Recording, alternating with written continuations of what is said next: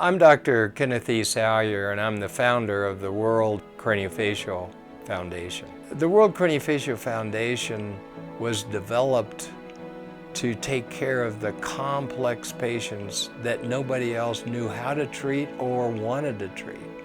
Craniofacial refers to patients who have problems with their entire skull or inside the skull, the brain.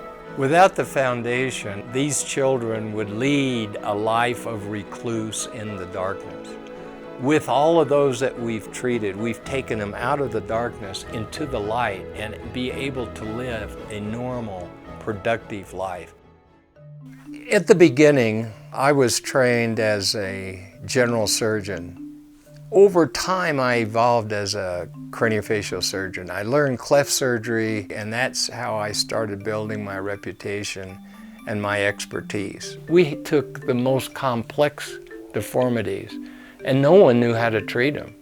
Along came a man where we were invited to spend a week with, and that was Paul Tessier. He is the father of craniofacial surgery and was the first one to have the concept that you can break down the barrier of the brain and the face. Because of Tessier, he broke down the barrier and used the cranial root to the face. This was a revolutionary concept.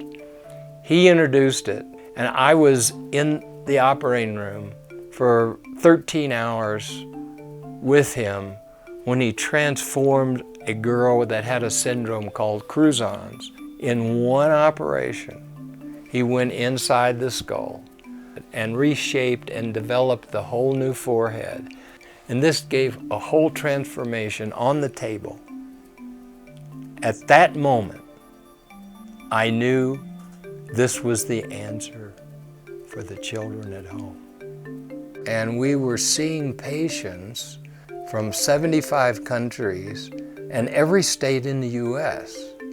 And as a result of that, there was a big need to help patients who could not afford transportation and then have housing. And so that's why it was so important for the World Craniofacial Foundation to be born and to give rise to the ability to take patients from anywhere. So as time evolved, we had so many patients, it was not possible to bring them all to Dallas and treat them. And by this time, there were other centers rapidly developing. Once we had a team there, then we would send and direct those patients there, and our foundation would say, we will still help with transportation and housing because there's nobody else that will do that. As of 1989, the World Craniofacial Foundation always funded at least one and sometimes two craniofacial fellows from around the world. And they would spend an entire year working on patients and learning everything we had learned up to that moment. And this is how the six band of brothers ended up training over 250 fellows together. I feel so good. After 30 years of what the World Craniofacial Foundation has achieved, we've been able to develop dedicated centers that have gone on to treat so many patients and train so many doctors. We have treated literally thousands of children with major complex craniofacial deformities, but today there are still millions of children that need to be treated. And the World Craniofacial Foundation is just waiting for the funding to be able to treat more children.